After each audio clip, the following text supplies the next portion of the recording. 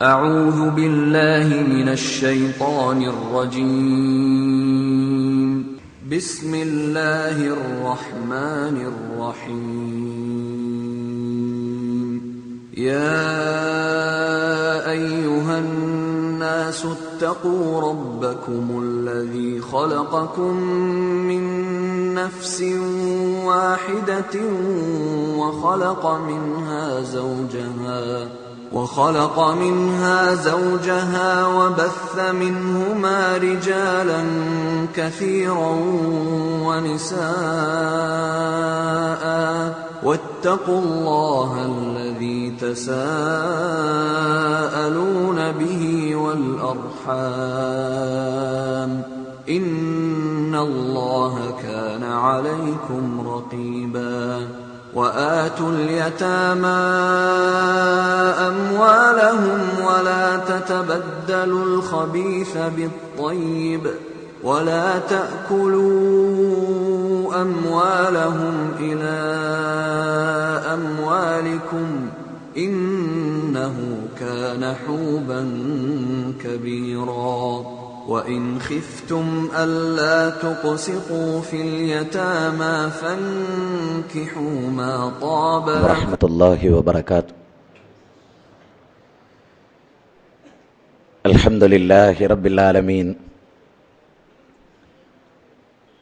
والصلاة والسلام على رسوله الأمين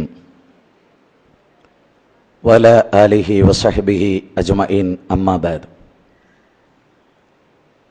إن نريد إلا الإصلاح ما استطعت وما توفيقي إلا بالله عليه توكلت وإليه أنيب.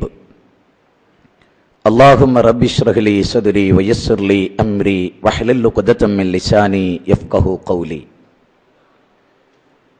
أعوذ بالله من الشيطان الرجيم. بسم الله الرحمن الرحيم. يا أيها الناس اتقوا ربكم الذي خلقكم من نفس واحدة وخلق منها زوجها وبث منهما رجالا كثيرا ونساء واتقوا الله الذي تساءلون به والأرحام إن الله كان عليكم رقيبا. يا أيها الذين آمنوا اتقوا الله وقولوا قولا سديدا يصلح لكم أعمالكم ويغفر لكم ذنوبكم ومن يطع الله ورسوله فقد فاز فوزا عظيما. ബഹുമാന്യരായ സഹോദരന്മാരെ, സഹോദരികളെ, നിറഞ്ഞു നിൽക്കുന്ന ഈ സദസ്സിനെ അഭിമുഖീകരിക്കുമ്പോൾ വളരെ ശ്രദ്ധേയമായ ഒരു വിഷയത്തിൻ്റെ അവതരണമാണ് ഹൃദയഹാരിയായി ഇവിടെ നടക്കേണ്ടത്. മനുഷ്യജീവിതത്തിൻ്റെ അഗാധതകളിലേക്ക് ആഴത്തിലിറങ്ങി സമീപിക്കേണ്ടുന്ന ഒരു വിഷയം. സന്തുഷ്ട കുടുംബം എന്നതാണ് ഇന്ന് ഇവിടെ അവതരിപ്പിക്കുന്ന വിഷയം. അതുകൊണ്ട് തന്നെ ഈ വിഷയത്തിൽ നിന്ന് ഒഴിഞ്ഞു മാറാൻ ഒരാൾക്കും സാധ്യവുമല്ല. എല്ലാവരെയും ബാധിക്കുന്ന എല്ലാവർക്കും ചില കാര്യങ്ങളൊക്കെ ചിലരെ ബാധിക്കാത്തത് വരും. കുടുംബം എന്നത് ബാധിക്കാത്ത ആരായി ഈ സദസ്സിൽ? ഞാൻ എഞ്ചിനീയറാ, എനിക്ക് കുടുംബമൊന്നും വേണ്ട. ഞാൻ അത്യാവശ്യം പൈസ ഒക്കെ ഉള്ളവനാ, എനിക്ക് ജീവിതമൊന്നും വേണ്ട എന്നാരെങ്കിലും പറയുമോ? ആരും പറയില്ല. എല്ലാവർക്കും ജീവിതമുണ്ട്. സന്തുഷ്ടമായ ഒരു കുടുംബജീവിതം, സമാധാനചിത്തമായ ഒരു കുടുംബജീവിതം എങ്ങനെ ഉണ്ടാവും? അമേരിക്ക, പഴയ അമേരിക്ക, ജോർജ് ഡബ്ല്യു ബുഷിന്റെ അമേരിക്ക അല്ല, ബിൽ ക്ലിന്റന്റെ അമേരിക്ക. ബിൽ ക്ലിന്റൺ അധികാരത്തിൽ വന്നു. വൈറ്റ് ഹൗസിൽ അദ്ദേഹം ഒരു ആദ്യ പ്രഖ്യാപന പ്രസംഗം നടത്തി. അദ്ദേഹം ജനങ്ങളെ അഭിമുഖീകരിച്ചു. പ്രസംഗത്തിൽ അദ്ദേഹം ആദ്യമായി പറഞ്ഞു, ഞാൻ അധികാരത്തിലേറ്റ് എനിക്ക് ഏറ്റവും കൂടുതൽ അമേരിക്കൻ ജനതയോട് പറയാനുള്ളത് കുടുംബരംഗം പുനർക്രമീകരിക്കണം എന്നതിനെ കുറിച്ചാണ്. അമേരിക്ക എന്ന് പറയുന്ന ലോക പോലീസ് ഉൾക്കൊള്ളുന്ന അമേരിക്ക, ലോകത്തെ നയിച്ചുകൊണ്ടിരിക്കുന്ന അമേരിക്ക, അമേരിക്കയുടെ അധികാരപഥത്തിൽ കയറി വൈറ്റ് ഹൗസിന്റെ തലപ്പത്തിരുന്ന ഈ president, American president bill Clinton പറയുന്നു, അമേരിക്കയിലെ കുടുംബരംഗം പുനർക്രമീകരിക്കണം. എന്നിട്ട് അദ്ദേഹം പറഞ്ഞു, അമേരിക്കയുടെ കുടുംബജീവിതം അത് പൂർണ്ണമായി തകർന്നു പോകുന്നു. സ്വസ്ഥതയില്ല, സമാധാനമില്ല, ശാന്തിയില്ല. അമേരിക്കയിൽ ഏറ്റവും കൂടുതൽ വേഗത്തിൽ വിറ്റഴിക്കപ്പെട്ട ഒരു പുസ്തകം ഫാദർലെസ് അമേരിക്ക എന്ന പുസ്തകമാണ്. Fatherless America. നേരെ ചൊവ്വേ അതിന്റെ മലയാള പരിഭാഷ തന്തല്ലാത്ത അമേരിക്ക എന്നാണ്. മോനെ, ആരാ നിന്റെ ബാപ്പ? ആ, എനിക്കറിയില്ല. മോളെ, ആരാ നിന്റെ ഉമ്മ? എനിക്കറിയില്ല. അങ്ങനെ ഒരു അവസ്ഥ അമേരിക്കയിലുണ്ടായി. ജർമ്മനി, റഷ്യ, യൂറോപ്യൻ രാജ്യങ്ങൾ കുടുംബരംഗത്തിന്റെ കാര്യത്തിൽ വലിയ ചിന്മയിലേക്ക് വ്യാപൃതരായി. സെക്സ് വിത്തൗട്ട് ഒബ്ലിഗേഷൻ, ബാധ്യതയില്ലാത്ത ലൈംഗിക ബന്ധം. സെക്സ് വിത്തൗട്ട് ഒബ്ലിഗേഷൻ, ബാധ്യതയില്ലാത്ത ലൈംഗിക ബന്ധം. കോഹാബിറ്റേഷൻ, കൂടെ പാർക്ക, കുട്ടികളുണ്ടാവൂല. അങ്ങനെ ഒരു ധാരണ, കരാറ്. ഇതിന്റെ കൂടെ പാർത്തോ, പൊണ്ടാട്ടിയായിട്ട്, മനവിയായിട്ട്, ഭാര്യയായിട്ട്, എന്റെ വൈഫായിട്ട്, അങ്ങനെ നീ ജീവിച്ചോ. പക്ഷെ കോഹാബിറ്റേഷനാണ്. എന്താ? കുട്ടി ഉണ്ടാവൂല. ആണായാലും പെണ്ണായാലും കുട്ടി രണ്ട് മതി, നാം ഒന്ന് നമുക്കൊന്ന് എന്നാണ്. അങ്ങനെയൊക്കെ പറഞ്ഞിരുന്ന കാലം. ഇന്ന് മനുഷ്യർ അതിന്റെ പേരിലൊക്കെ ദുഃഖിക്കുന്നുണ്ട്, സങ്കടപ്പെടുന്നുണ്ട്. ഓഫീസ്, ധാരാളം ഫയൽ വർക്കുകൾ, മേലുദ്യോഗസ്ഥന്റെ ശകാരം, സമാധാനം തേടി വീട്ടിലേക്ക് മടങ്ങുന്ന ഭർത്താവ് അല്ലേ? വീട്ടിന്റെ ഉമ്മറപ്പടിയിൽ കയറി ചെല്ലുമ്പോ സ്വീകരിക്കുന്ന ഭാര്യ. അതല്ല ഇന്നത്തെ പുതിയ കുടുംബാന്തരീക്ഷം.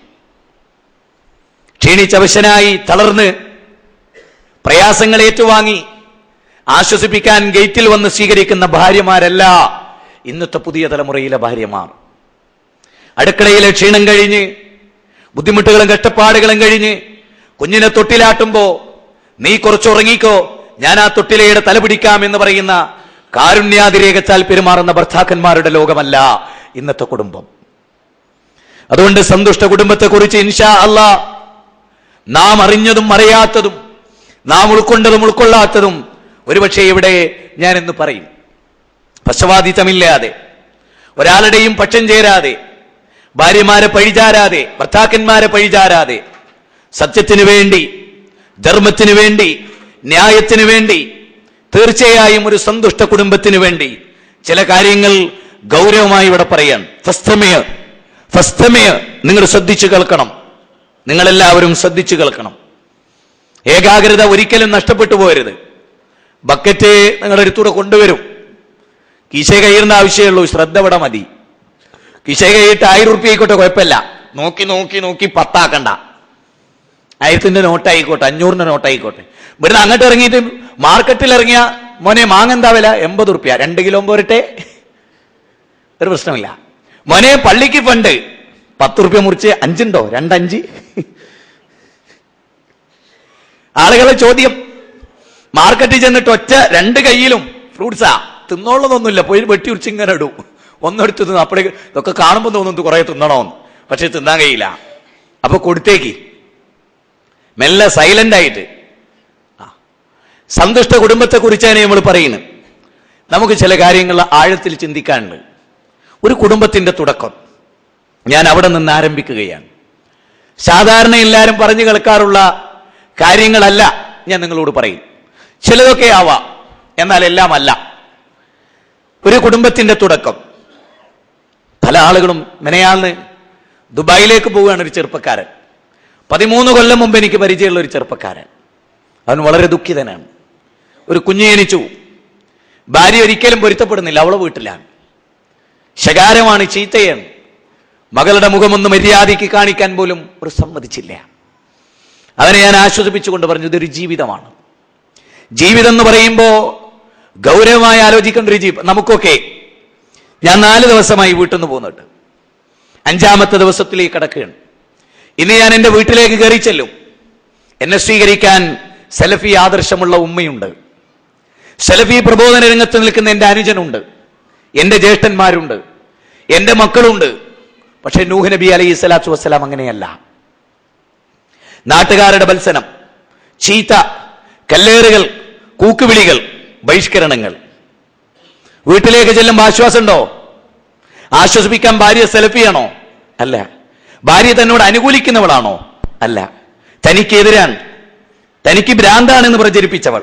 ആലോചിക്കണം, എല്ലാവരും ആലോചിക്കണം. വീട്ടിലേക്ക് കയറി ചെല്ലും എന്ത് സ്വസ്ഥതയാ. നാട്ടിൽ ചീത്തയും തല്ലും വിളിയും എല്ലാം കിട്ടി വീട്ടിലേക്ക് വരുമ്പോൾ ഒരു ആശ്വാസം ഉണ്ടാവും. എന്താ? ഭാര്യയുടെ ഒരു നല്ല വാക്ക്, ഭാര്യയുടെ ഒരു നല്ല പ്രവൃത്തി. അത് സ്വീകരിക്കാത്തവർ, അത് ആഗ്രഹിക്കാത്തവർ ആരാ നമുക്കിടയിലുള്ളത്? ആരുമില്ല, ആരുമില്ല നമുക്കിടയിൽ, അല്ലേ? നിങ്ങൾ ആലോചിക്ക്, നൂഹ് നബി അലൈഹി സ്വലാത്തു വസ്സലാമിന് ഭ്രാന്താണ് എന്ന് പ്രചരിപ്പിച്ച ഭാര്യ, അതിനോളം പോന്ന ഭാര്യമാര് നമുക്കുണ്ടോ? ഉണ്ടോ? ഉണ്ടോ? ഇല്ല, ഇല്ല, ഇല്ല, അല്ലേ? ഉലുൽ അസ്മിന്റെ പ്രവാചകനായ നൂഹ് നബി ക്ഷമിച്ചില്ലേ? സഹിച്ചില്ലേ? അംഗീകരിച്ചില്ലേ? അഡ്ജസ്റ്റ് ചെയ്തില്ലേ? പടച്ചോന് വേണ്ടി, പരലോകത്തിന് വേണ്ടി. അതുകൊണ്ടല്ലേ അദ്ദേഹം ഉലുൽ അസ്മായത്? അതെ, ശരി. എന്നിട്ട് അവരുമായി ശാരീരിക ബന്ധത്തിൽ ഏർപ്പെട്ടില്ലേ ജീവിതത്തിന്റെ ഒരു പ്രത്യേക ഘട്ടത്തിൽ? അതെ. അതിലൊരു കുട്ടി ഉണ്ടായില്ലേ? ഉണ്ടായി. അതിന് നല്ലൊരു ദാമ്പത്യ ജീവിതം വേണോ? കുട്ടി ഉണ്ടായേ? വേണ്ട. ഓളും ഓനും സഹകരിച്ചാൽ മതി, കുട്ടിയായി. ജീവിതം അതല്ല. ചില ഭാര്യമാര് ചോദിക്കും, വളരെയേറെ ഭർത്താക്കന്മാരെ ബുദ്ധിമുട്ടിക്കുമ്പോ ഓൾ ഒഴിവാക്കണം. പിന്നെ നിങ്ങൾക്ക് ഇപ്പൊ രണ്ടുണ്ടായത് ഞങ്ങളെ ഭാര്യ അല്ലാത്തോണ്ടാണല്ലോ. രണ്ടുണ്ടാൻ 2 മിനിറ്റ് പോരെ കൂട്ടരെ? ഏയ്, രണ്ടുണ്ടാകാൻ 2 മിനിറ്റ് പോരെ? ജീവിതം 50 കൊല്ലം ജീവിക്കണ്ടേ? അതെന്താ അത്? മറ്റേതിനെന്താ? മറ്റേത് മനസ്സറിഞ്ഞാൽ മതി. പിന്നെ ആ വൈകാരികതയില് ഇന്നലെ പ്രവണങ്ങിയൊക്കെ മറന്നു, ആണും പെണ്ണും. അതാണ് ആ മുഹൂർത്തം. അങ്ങനെ അള്ളാഹു അത് സംവിധാനിച്ച്. അവിടെ ഒന്നും ഓർക്കില്ല. വലിയൊരു കുട്ടി ഉണ്ടായ ചെത്താനാ പോറ്റേണ്ടി വരുമല്ലോ എന്ന് വിചാരിക്കൂല. അവിടെ കുട്ടി ഉണ്ടായതിനു ശേഷം ഓർക്കുക. കുട്ടിയുടെയായി, ട്രോഫിയായി, എന്ത് ചെയ്യും? പിന്നെയാണ് ചിന്തിക്കുക. അതിന് ഇസ്ലാം ചില കാര്യങ്ങൾ പറഞ്ഞു. ഇപ്പൊ നൂഹ് നബി അലൈഹി സ്വലാത്തു വസ്സലാമിന് മകന് ആശ്വാസം നൽകിയോ? ഇല്ല. വീട്ടിൽ എന്തെങ്കിലും ഒരു സ്വസ്ഥത ഉണ്ടായോ? മേലോട്ട് മലന്നിങ്ങനെ കിടക്കുന്നേ പടച്ചോല്ല ആശ്വാസം കണ്ടെത്തുക, അല്ലേ? അവരും ജീവിച്ചു. എത്ര കൊല്ലം? 950 വർഷം, അല്ലേ? ജീവിതമായിരുന്നു. ആലോചിക്കാം, നമുക്ക് ഓരോരുത്തർക്ക് ആലോചിക്കാം. ജീവിതത്തിന്റെ ഓരോ വശങ്ങളെ കുറിച്ചും ആലോചിക്കാം. ഇസ്ലാം ഒരു ജീവിതം തുടങ്ങുന്നത് വിവാഹത്തിലൂടെയാണ്. വിവാഹത്തിലൂടെ ആരംഭിക്കുന്ന ജീവിതം 2 വ്യത്യസ്ത കുടുംബങ്ങളിൽ നിന്നുള്ള 2 ആത്മാവിന്റെ കൂടിച്ചേരൽ. ഒരേ ആത്മാവിന്റെ ഭാഗമായി 2ആയി ഒഴുകി എവിടെയോ ദിക്കുകളിൽ അല്ലാഹു കൊണ്ടുപോയി ഒന്നു ചേരാൻ അല്ലാഹു മുമ്പേ തീരുമാനിച്ച 2 എണ്ണം. അത് ദുഃഖവുമാകാം, സന്തോഷവുമാകാം, അല്ലേ? നിങ്ങളുടെ ഭാര്യമാർ നിങ്ങൾക്കൊരു പരീക്ഷണമാണ്. 64-ാം അധ്യായം 14-15 വാചകങ്ങൾ. നിങ്ങളുടെ മക്കൾ നിങ്ങൾക്കൊരു പരീക്ഷണമാണ്. യാ അയ്യുഹല്ലദീന ആമനൂ ഇന്ന മിൻ അസ്വാജികും വഔലാദികും അദുവ്വുൻ ലക്കും ഫഹദറൂഹു. നിങ്ങളുടെ ഭാര്യയും നിങ്ങളുടെ മക്കളും നിങ്ങൾക്കൊരു പരീക്ഷണമാണ്. അതുകൊണ്ട് നിങ്ങൾ കരുതണം, ബി കെയർഫുൾ, ശ്രദ്ധിക്കണം, വിട്ടുവീഴ്ച ചെയ്തു കൊടുക്കണം, മാപ്പാക്കണം, പൊരുത്തപ്പെടണം. ഇസ്ലാം ആവശ്യപ്പെട്ടു. അതാ നിങ്ങൾക്ക് നല്ലത്. അല്ലാഹ് നിങ്ങളോടും മാപ്പാക്കും. കഴിഞ്ഞ വർഷത്തെ നമ്മുടെ ക്ലാസ് ഓർമ്മയുണ്ടോ? ഏറെ പൊറുക്കുന്ന പടച്ചവനും ഒട്ടും പൊറുക്കാത്ത പടപ്പുകളും. നിങ്ങൾ മറന്നിട്ടുണ്ടാവില്ല, അല്ലേ?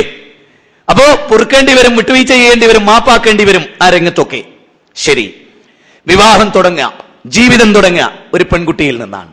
ഞാനത് പറയുമ്പോൾ നിങ്ങൾ ഗൗരവമായി ചിന്തിച്ച് ഇനി അവസരമില്ലല്ലോ വാൽശ്ശേരി, ബേജാറാണ്ട. തിരുത്താം മക്കളിലൂടെ. 2ാമതൊന്ന് കെട്ടിയും തിരുത്താം. ആവശ്യക്കാർക്ക് അനുവാദ ഒരു നല്ല, അതായത് ഒരു ഇസ്ലാമിക കുടുംബം മാതൃകയായി കാണിച്ചു കൊടുക്കണോ ഇനിയെങ്കിലും എന്നുള്ളവർക്ക് അങ്ങനെയുണ്ടാവും. കാരണം ഇസ്ലാം പറഞ്ഞ മെത്തേഡ് അനുസരിച്ച് പെണ്ണെട്ടാത്തവർക്ക് ഇസ്ലാം അനുസരിച്ചൊരു ട്രയൽ നോക്കണോ. 1-2 സുന്നത്തുകൾ പുതുതായി പഠിച്ചപ്പോ ഞാൻ എന്റെ ഭാര്യനെ വിളിച്ച്, ബാ നമുക്കൊന്നുകൂടി കല്യാണം കഴിക്കാം, ജിങ്ങട് ബാ. ചിങ്ങളുടെ കല്യാണം കഴിച്ചല്ലേ, 3 കുട്ടികളും ഉണ്ട്. അല്ല, ആ സുന്നത്തുകളെ നമുക്ക് ഒന്നുകൂടി പ്രാവർത്തിയാക്കി നോക്കാം. മനുഷ്യന്റെ പുതി ആഗ്രഹം. ഇവിടെ ഇസ്ലാം നിങ്ങൾ ആലോചിച്ച് നോക്കൂ. ഒരു കർച്ചീഫ്, നമ്മുടെ ഒരു വാച്ച്, കർച്ചീഫ് വേണമെന്നല്ല പറയാൻ, ഒരു കർച്ചീഫ്, നല്ല കോട്ടൺ കർച്ചീഫ്, ടെക്സ്റ്റൈൽസ് കയറി. അപ്പോ എല്ലാ കർച്ചീഫും നമ്മൾ സെലക്ട് ചെയ്യലുണ്ടോ? ഉണ്ടോ? ഇല്ല, ഇല്ല, ഇല്ല. നമുക്ക് നന്നായി ഇഷ്ടപ്പെടണം. പിന്നെ വെള്ളം തുടച്ചാൽ അത് തുടച്ച് കിട്ടണം. അതുകൊണ്ട് കോട്ടനായിരിക്കണം, പ്യൂർ കോട്ടനായിരിക്കണം, നല്ലതായിരിക്കണം. അങ്ങനെയൊക്കെ നമ്മൾ ചിന്തിക്കും. ഒരു ടവല് സെലക്ട് ചെയ്യാൻ ചിലപ്പോൾ 1 മണിക്കൂർ വരെ എടുത്തെന്ന് വരും ടെക്സ്റ്റൈൽസിൽ, അല്ലേ? ഒരു ഷർട്ട്, നമ്മളിടുന്ന ഷർട്ട്, അത് സെലക്ട് ചെയ്യാൻ 5 or 6 ടെക്സ്റ്റൈൽസ് കയറിയിട്ടുണ്ടാവും. തലശ്ശേരിയൊക്കെ ഒരുപാട് ടെക്സ്റ്റൈൽസ് ഉണ്ട്. എന്നാലും ബാംഗ്ലൂർ പോയിട്ട് ഒരു പർച്ചേസിങ് അല്ലേ? ചിലരെങ്കിലും ഇല്ലേ? ഇല്ലേ? ഇല്ലേ? ഉണ്ട്. ബാംഗ്ലൂർ പോയിട്ട് പർച്ചേസിങ്. എന്തിനാ? ഒരു നല്ല ഷർട്ട് ഇടാൻ. ഒരുപക്ഷെ ഒരു ഷർട്ട് എടുത്ത് എങ്ങനെ തിരിച്ച് എങ്ങനെ മറിച്ച് ഒന്ന് വെച്ച് നോക്കി, ഒന്ന് അവിടെ വെച്ച് നോക്കി, അതവിടെ ഇട്ടു. സെയിൽസ്മാൻ ഒരു 150 ഷർട്ടെങ്കിലും എടുത്തിട്ടുണ്ടാവും. എന്നിട്ട് വാങ്ങാതെ ഇങ്ങനെ ഇറങ്ങിപ്പോകുമ്പോ ഒന്ന് നോക്കൂ എന്ന് സെയിൽസ്മാൻ. അങ്ങനെ അവിധം അടുത്ത ടെക്സ്റ്റൈൽസ് കയറും. എല്ലാം അവിടുന്ന് എടുത്തിടിപ്പിക്കുക, അവിടുന്ന് ഇവിടുന്ന് ഒക്കെ എടുത്തിടിപ്പിച്ചു. അത് നോക്കട്ടെ, ഇത് നോക്കട്ടെ എന്ന് പറയും. ഞാൻ ഈ ഷർട്ടിൽ സെലക്ട് ചെയ്യുന്ന ഒരു രീതി ഉണ്ട്, നിങ്ങൾക്കൊന്ന് പറഞ്ഞു തരട്ടേന്. നല്ല ടെക്സ്റ്റൈൽസിന്റെ മുമ്പ് പോയിട്ട് ഇങ്ങനെ നിൽക്കും സാധുവായിട്ട്. അതിനുള്ളിലേക്ക് വെറുതെ ഇങ്ങനെ നോക്കും, എല്ലാ ഭാഗവും നോക്കും. നല്ല തിരക്കേടില്ല, പറ്റും തോന്നിയ ഒരു ഷർട്ട് ആദ്യം ഇവിടുന്ന് മനസ്സിൽ സെലക്ട് ചെയ്തിട്ട് അങ്ങോട്ട് കയറും. ആ ഒന്ന് എടുക്കിയറിയും, അവർ 2 മീറ്റർ മുറിച്ചോളി. വേറെ നോക്കണ്ടേ? വേറെ നോക്കണ്ട, ഹലാസ്. എല്ലാവർക്കും എളുപ്പം. വേട് പാഞ്ഞ് കയറിയുണ്ട് ഉള്ളിലേക്ക്. ഒന്ന് പുറത്തൊക്കെ ആദ്യം മറ്റന്നാൾ ടെക്സ്റ്റൈൽസ് പോണോ, അതിനിന്ന് പോയി നോക്കിയാൽ മതി. സാവകാശമൊക്കെ നോക്കിയൊക്കെ വെച്ച് തിരക്കേടില്ലാത്തൊരു ഷർട്ടൊക്കെ കണ്ട് ചിലപ്പോൾ മറ്റന്നാളേക്ക് തീർന്നു പോകും, അത് വേറെ വിഷയം. സൗകര്യമാണ് ഞാൻ പറയും. ഒന്ന് നോക്കിയൊക്കെ വെച്ചിട്ട് എടുക്കുക, സെലക്ട് ചെയ്യുക. വീട്ടിൽ നിന്ന് ഇറങ്ങുമ്പോൾ ഭാര്യനോട് ഞാൻ എപ്പോഴും പറയുന്ന, എൻ്റെ കയ്യിലാകുള്ള 2000 ഉറുപ്പിക കേട്ടോ. അതെന്തിനാ ഞങ്ങൾ ഇപ്പൊ പറയുന്നത്? 2000 ഉറുപ്പിക കഴിഞ്ഞ് ഇജ്ജ് അവിടെ ചെല്ലുമ്പോൾ അത് വേണമെന്ന് പറഞ്ഞാൽ ഒരു ഭർത്താവ് എന്ന നിലയിൽ മോശമാണ്ടെടുക്കാൻ ചിലപ്പോൾ ഞാൻ മുറിച്ചോളാൻ പറയൂ. കയ്യിൽ കാശുണ്ടാവില്ല. അതുകൊണ്ട് ബഡ്ജറ്റ് ക്ലിയർ ചെയ്തിട്ട് വേണം ടെക്സ്റ്റൈൽസ് പോകാൻ. ഞാൻ പിന്നീട് പറയുന്ന വിഷയമാണ്, ഡീറ്റെയിൽ ആയിട്ട് വേറെ വരും. ബഡ്ജറ്റ് അറിഞ്ഞിട്ട് വേണോ ഇന്ന് നോക്കെ വാങ്ങും. അതിനൊക്കെ ഒത്തിരി ഉറുപ്പിയാവുന്നൊരു കണക്ക് മനസ്സിലുണ്ടാകുക, വഷളായത്. കാരണം ആദ്യത്തെ കല്യാണമൊക്കെ കഴിഞ്ഞ് ആദ്യമൊക്കെ ചെല്ലുമ്പോ ഇവൻ കഞ്ഞിയാന്ന് നോക്ക് തോന്നിയാൽ അന്ന് തുടങ്ങും. എന്ത് അത് പറഞ്ഞ് അത് തുടങ്ങും. അപ്പോ ഇസ്ലാം ഞാൻ ഈ പറഞ്ഞ ഒന്നുകൂടെ ശ്രദ്ധിക്കും. ഒരു വാച്ച് സെലക്ട് ചെയ്യാൻ ഒരുപാട് സമയം ചിലപ്പോൾ നമ്മൾ എടുക്കും. ടൈറ്റാൻ അല്ലെങ്കിൽ സിറ്റിസൺ, HMT, ഇങ്ങനെ പല കമ്പനികളും. അതൊക്കെ നോക്കി അതിന്റെ മെച്ചവും കാര്യങ്ങളൊക്കെ നോക്കിയിട്ട് ഇങ്ങനെ ജീവിതത്തിൽ എല്ലാ കാര്യവും ടേപ്പ് റെക്കോർഡ്, എന്തൊരു വിഷയവും സെലക്ട് ചെയ്യാൻ. മക്കൾക്ക് ജ്വല്ലറി, സ്വർണ്ണം എടുക്കാൻ കിലോമീറ്ററുകളോളം യാത്ര ചെയ്തിട്ടായിരിക്കും ചിലപ്പോൾ ആ ജ്വല്ലറിയിലൊക്കെ ചെല്ലുക. ഇതൊക്കെ പക്ഷേ എന്ന് ഞാൻ പറയുന്നത് ശ്രദ്ധിക്കണം. ഭാര്യനെ സെലക്ട് ചെയ്യുന്നത് 1.5 മിനിറ്റ് കൊണ്ടാ. ഇങ്ങനെ ചിന്തിക്കണേ, പറയുന്നത് ശരിക്കും ചിന്തിക്കണോ. ഈ വിഷയം ഞാൻ പെട്ടെന്ന് അവസാനിപ്പിക്കും, പക്ഷേ ഇതുവരെ അല്ലാത്തൊരു കാഴ്ചപ്പാട് ഉണ്ടാക്കിയിട്ട് ഇത് അവസാനിക്കും. ഭാര്യനെ സെലക്ട് ചെയ്യുന്നത് 2 മിനിറ്റ്, കൂടിയാൽ 3 മിനിറ്റ്, ചായ കുടി അടക്കോ 5 മിനിറ്റ്. മനസ്സിലായില്ല? പറഞ്ഞുതരാം. മുഹമ്മദേ, പെണ്ണ് കാണാൻ പോണ്ടേ? പോണം. നമ്മുടെ തലശ്ശേരി ഉസമട്ടമ്മൽ ഒരു പെൺകുട്ടിയുണ്ട്. നാളെ മോള ഡിഗ്രിക്കാ പഠിക്കണേ. ശരി, എന്നാ പൊന്ന് പോവുക? ഞായറാഴ്ച പോവാം. ശരി, നീ കൂടെ വരുമോ? ഞാൻ കൂടെ വരാം. അങ്ങനെ പോയി അവിടെ ചെന്ന് ആദ്യം തന്നെ ഒരു ചമ്മലൊക്കെ ഉണ്ടാവുമല്ലോ, കാണാൻ പോവുകയാണല്ലോ. അപ്പൊ അവിടെ ഇരിക്കൂ കൊലായില്. അപ്പൊ മോളെ അണിയിച്ചൊരുക്കിയൊക്കെ ഒരു റൂമില് കണ്ടോളി മേടിച്ചല്ലോ. എന്താ പേര്? ആമിന. എത്രയാ പഠിക്കുന്നത്? ഡിഗ്രിക്ക്. പോട്ടെ, എത്രയായി? 1/2 മിനിറ്റ്. അപ്പൊ അവൻ ആദ്യത്തെ കണ്ടപ്പോ എന്താ? തിരക്കിടില്ല, 4 ആളെ മുമ്പ് കൊണ്ടക്ക. അങ്ങോട്ട് ഇറങ്ങി, ഇഞ്ചി പറ്റിക്കിട്ടോന്ന്, ഇഞ്ചി ബോധിച്ചിക്കണേന്ന്. എന്താ പോനോളെ തിരഞ്ഞെടുക്കാനുള്ള മാനദണ്ഡോ? ഓളത്തൊലി. 1.5 മിനിറ്റ്. അതേ ചെങ്ങായി അന്ന് രാവിലെ ടെക്സ്റ്റൈൽസ് പോയിട്ട് പെണ്ണ് കാണാൻ ഷർട്ട് എടുത്തതോ 2.5 മണിക്കൂർ. ഒരാള് മുഹമ്മദ് എനിക്ക് ഷർട്ട് പറ്റിയിട്ടില്ലായിരുന്നു, അത് അയച്ചിട്ടിട്ട് വേറൊന്ന് എടുക്കാം.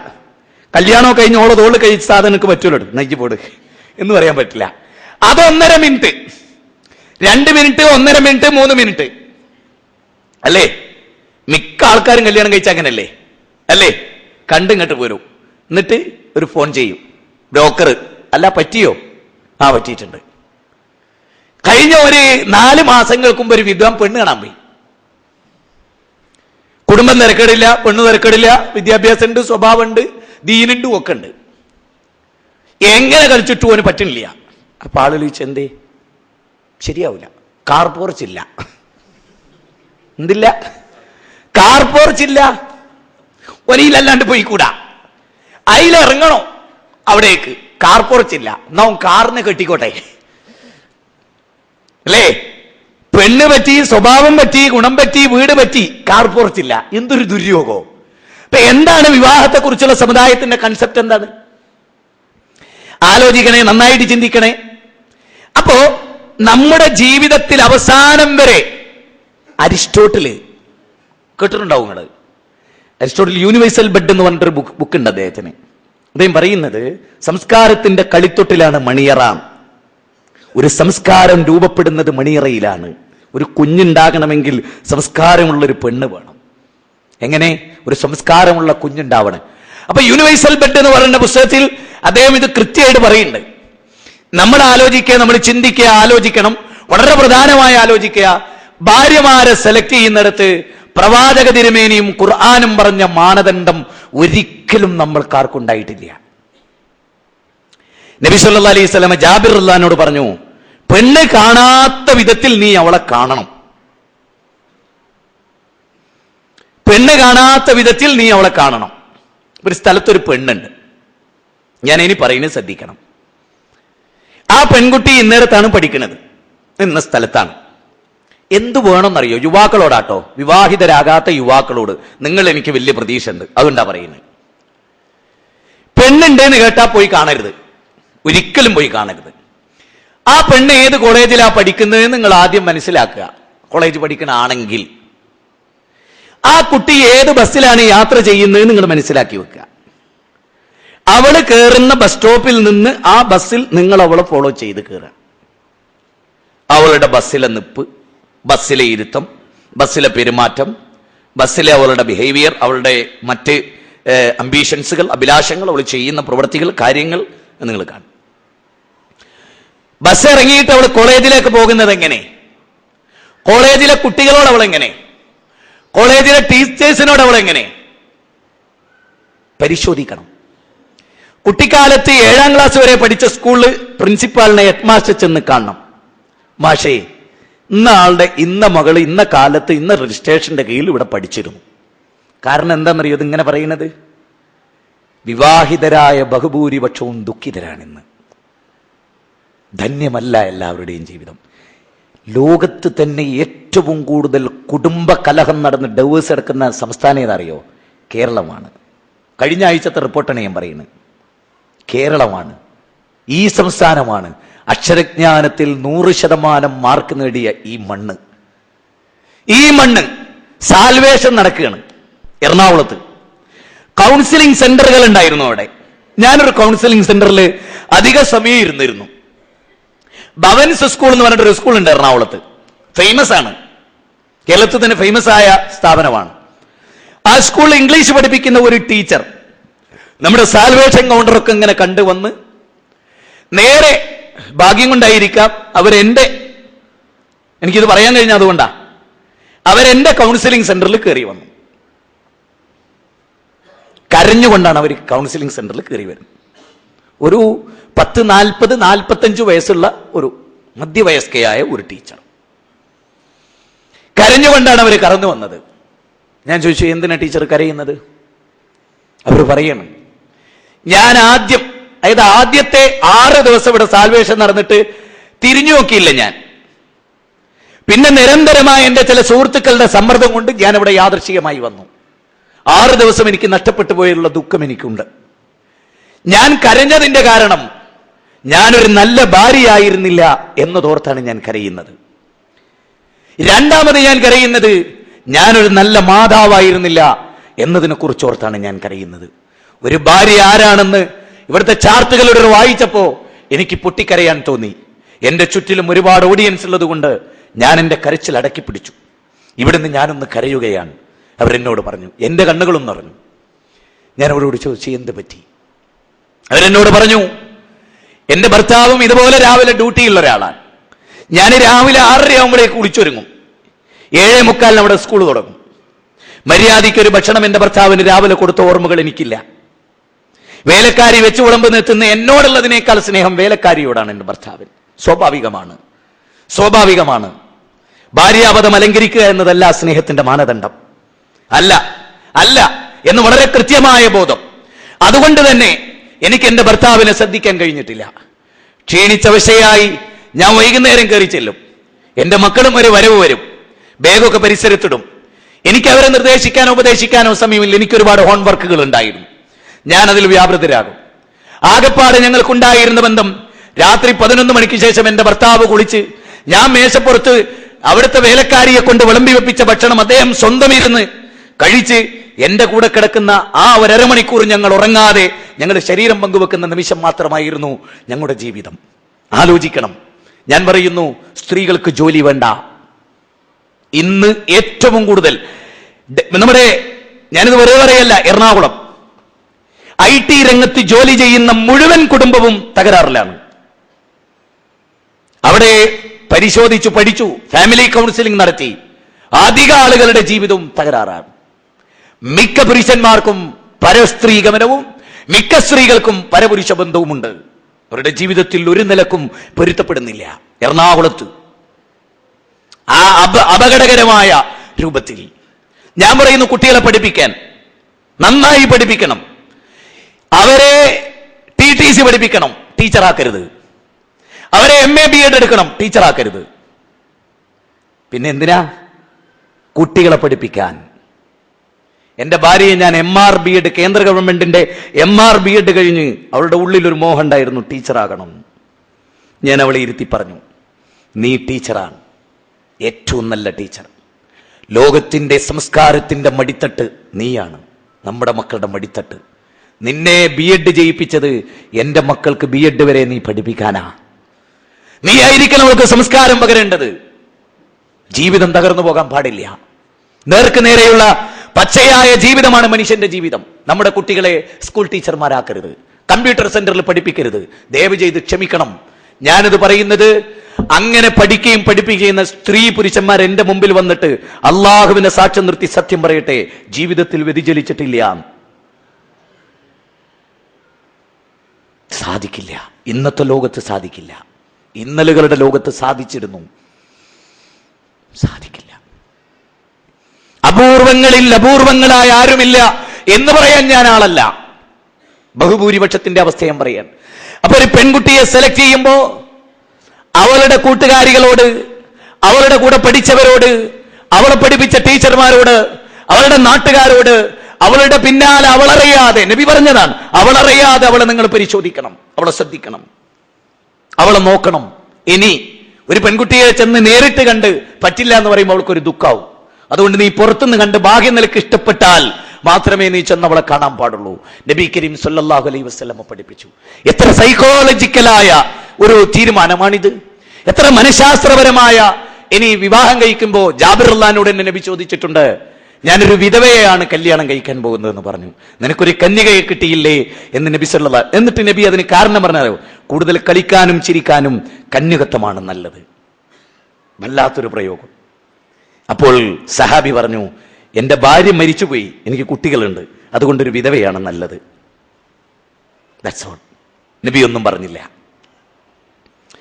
ഇനി ആലോചിക്കുക, നബി കരീം സല്ലല്ലാഹു അലൈഹി വസല്ലമ ഒരു കാര്യം പറഞ്ഞു, നമ്മളിങ്ങനെ കേട്ടുപോയിട്ടുണ്ട്. തുൻകഹുൽ മർഅതു ലിഅർബഇൻ ലിമാലിഹാ വലിജമാലിഹാ വലിയസ്ബിഹാ ഫൽഫർ ബിദാത്തിദ്ദീൻ തരിബതി യദാക്. എനിക്ക് ആ പ്രയോഗത്തിൽ നിന്നൊരു തത്വം മനസ്സിലായി. ഒരു പെണ്ണ് വിവാഹിതയാകുന്നത്, ഒന്ന് അവളുടെ സൗന്ദര്യം, 2 അവളുടെ കുടുംബ മഹിമ, 3 അവളുടെ മാല് ധനം, 4 അവളുടെ മതം. നബി സല്ലല്ലാഹു അലൈഹി വസല്ലം പറയാൻ, നീ ഫൽഫർ ബിദാത്തിദ്ദീൻ തരിബതി യദാക്. ആ ഒരു വാൽകഷ്ണത്തിന് വല്ലാത്തൊരു തത്വമുണ്ട്. അത് ഞാൻ പറഞ്ഞുതരാം, കേട്ടോളി. നിങ്ങൾക്കും ചിലപ്പോൾ ചിന്തിക്കാൻ പറ്റും ഞാൻ പറയുമ്പോൾ. മതനിഷ്ഠയുള്ള പെണ്ണിനെ നീ വിവാഹം കഴിക്കുക, നിന്റെ കൈ മണ്ണിൽ പുരളേണ്ടി വന്നാലും എന്ന് പറഞ്ഞാൽ അതിന്റെ അർത്ഥം എന്താ? സമ്പന്ന കുടുംബത്തെ നോക്കിപ്പോയ ദീനീനിഷ്ഠുള്ള പെണ്ണിനെ നിനക്ക് കിട്ടൂല. ദീനീനിഷ്ഠ കൂടുതൽ ഉണ്ടാകുക ദരിദ്ര കുടുംബത്തിലെ കുട്ടിയേക്കാ. അങ്ങനെ നീ വിവാഹം കഴിക്കുമ്പോൾ എന്തുണ്ടാവൂ? കൈകൊണ്ട് പണിയെടുക്കേണ്ടി വരൂ. ഓളെ ബാപ്പ തന്നോണ്ട് ജീവിക്കാൻ പറ്റൂല.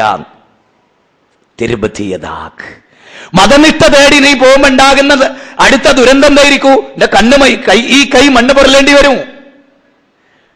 മിക്കവാറും അങ്ങനെ വലിയ വലിയ പൈസക്കാരുടെയും വലിയ വലിയ ആളുകളുടെ മക്കളുടെ വീട്ടിൽ ദീന് വല്ലാണ്ട് കയറി ചെല്ലൂല, അപൂർവങ്ങളിൽ അപൂർവമല്ലാതെ. അല്ലേ അല്ലേ അല്ലേ? മതം പഠിക്കുന്നത് ആരാ? ആ മതം പഠിക്കുന്നതിന് ഇന്ന് വേറൊരു പോളിസി ഉണ്ട്, അവിടെ പറഞ്ഞുതരാം. അതായത് ഇന്നിപ്പോ SLC റിസൾട്ട് ഒക്കെ ഇങ്ങനെ വന്ന് അപ്പം ബാപ്പ ഇങ്ങനെ നോക്കൂ, 450 മാർക്ക്, എന്നാ അറബി കോളേജ് പോണ്ട. ബാപ്പ വേറെ ഇങ്ങനെ നോക്കൂ, 210. എവിടെ എനിക്കിപ്പോ ഒരു സെലഫി അറബി കോളേജ് കിട്ടുക? ആളുകളുടെ ഏറ്റവും വലിയ പ്രശ്നമാണത്. പിന്നെ രണ്ടാമത്, മോളെ തൽക്കാലം എന്നെ കല്യാണം കഴിച്ചു കൊടുക്കാൻ പൈസ ഒന്നുമില്ല, ഈ ഒരു അറബി കോളേജിൽ മഫ്തയിട്ട് പോയിക്കോ. തന്ത്രമാണ്, ദീന് പഠിക്കാനല്ല. അങ്ങേയറ്റപ്പോ ഈ ദർസിലൊക്കെ പറഞ്ഞേക്കണ കുട്ടികളുണ്ടല്ലോ, വെള്ളത്തൊപ്പിയും കുപ്പായും തുണിയൊക്കെ ഇട്ട്, എല്ലാം ദരിദ്രന്മാരാ. എന്താ വേറെ വഴിയില്ല, ഫ്രീ പഠനാണ് പള്ളി ദർസ്, അണ്ട് അങ്ങോട്ട് കൊണ്ടായി. അവരാണ് പിന്നീട് മതം പഠിച്ച് ബോധമുള്ളവരായി തീരേണ്ടത്. ആയിത്തീരുന്നല്ലേ എന്നുള്ള വേറെ വിഷയം. നേരെ മറിച്ച് നിങ്ങളൊന്ന് ആലോചിക്കണേ. സന്തുഷ്ട കുടുംബം പറയുമ്പോൾ ഞാൻ ഒന്ന് പറഞ്ഞോട്ടെ. ബാപ്പാർക്ക് 3 ആൺകുട്ടികള്, ഒരാള് ബാംഗ്ലൂര്, ഒരാളെങ്കിൽ ലണ്ടനില്, ഒരാള് ചെന്നൈയില്. എന്താ അങ്ങനെ പഠിക്കാനാ. 3 ആളും നന്നായി പഠിച്ച് ബാപ്പ കോടിക്കണക്കിന് ഉറുപ്പ്യ മുടക്കി, ഒരുപാട് പൈസ മുടക്കി മക്കളെ ഡോക്ടറാക്കി, എഞ്ചിനീയറാക്കി. ബാപ്പ വിളിച്ച് വയസ്സൊക്കെ ആയി, മരിക്കാനൊക്കെ കാലായി തോന്നി ബാപ്പ വിളിച്ച്. മിടുക്കൻ എഞ്ചിനീയറൊക്കെ പാസ്സായി. അപ്പൊ കമ്പ്യൂട്ടറിനെ കുറിച്ചും മറ്റേതിനെ കുറിച്ചും ലോക വിവരമൊക്കെ ചോദിച്ചു ബാപ്പ. എല്ലാം മകനിങ്ങനെ ഇങ്ങനെ പറഞ്ഞു. ബാപ്പ ചോദിച്ചു, 4 തക്ബീർ ചെല്ലാൻ അറിയോ എന്ന് ചോദിച്ചു. 4 തക്ബീർ ചെല്ലാനോ? എടാ എന്റെ മയ്യത്ത് നിസ്കരിക്കാൻ അറിയോ എനിക്ക്? ഇല്ല. ഏയ് കോടി കൊടുത്ത് മോനെ എഞ്ചിനീയർ ആക്കി, 4 മിനിറ്റ് 4 തക്ബീർ ഇല്ല, മയ്യത്ത് നിസ്കരിക്കാൻ പഠിപ്പിച്ചില്ല. ദുര്യോഗം. ഏതെങ്കിലും ഒരു കുടുംബത്തിൽ 4 മക്കൾ, ഒരാൾ മൊയ്ലിയാരായാലോ മൗലവിയായാലോ ഡോക്ടർ എഞ്ചിനീയറായ മക്കളറിയുടെ ബാപ്പ മരിച്ചിട്ടുണ്ട്, ഈ വേം വരണോ? അവിടെ സ്ഥാനായിരിക്കാ മൊയ്ലിയാർക്ക്. സ്വന്തം ബാപ്പാന്റെ മയ്യത്ത് നിസ്കരിക്കാൻ ബാപ്പ 10 ഉറുപ്പ്യ മുടക്കാത്ത മോനാ യോഗ്യത. ബാപ്പ എല്ലാ പൈസയും മുടക്കി മക്കളെയൊക്കെ പലതും ആക്കി, അമ്മക്ക് മയ്യത്ത് നിസ്കരിക്കാൻ അറിഞ്ഞൂടാ. എന്തൊരു ദുര്യോഗം! ആലോചിക്കുക, ചിന്തിക്കുക, നന്നായിട്ട് ആലോചിക്കുക. ഇതല്ലേ അവസ്ഥ. 4 തക്ബീറിന്റെ ഇടക്ക് എന്റെ ആൾക്കാർ തർക്കിക്കാം മയ്യത്ത് നിസ്കാരത്തെ കുറിച്ച്. റുക്കു ഉണ്ടോ? റുക്കു ഇല്ലാണ്ടോ? 2 റുക്കു ഉണ്ട്, 2 സുജൂദും ഉണ്ട് എന്ന്. മയ്യത്ത് നിസ്കാരത്തിനെ ഓൻ കേട്ടത് ഗ്രഹണസ്കാരാ. ഓൻ അതിന്റെ 2 വേർതിരിച്ചറിഞ്ഞൂടാ. ചെങ്ങായിമാരെ ആയുസിലിടയിൽ ജിഞ്ചാൻ മരിക്കുന്നുള്ള ഉറപ്പല്ലേ? എന്തായാലും മരിക്കും. മുസ്ലിമാണോ മയ്യത്ത് നിസ്കരിക്കണം എന്ന് ഉറപ്പല്ലേ? അതൊന്നും പഠിപ്പിച്ചൂടെ മനുഷ്യരെ? പഠിപ്പിച്ചില്ല. ദീനൊന്നും നോക്കിയില്ല. മതനിഷ്ഠ. ഈ മതനിഷ്ഠ എന്ന് പറഞ്ഞാൽ മഫ്തടുക എന്നല്ലോ. അറബി കോളേജ് പഠിക്കാന്നും അല്ലേ. മതനിഷ്ഠ എന്നതുകൊണ്ട് ഉദ്ദേശം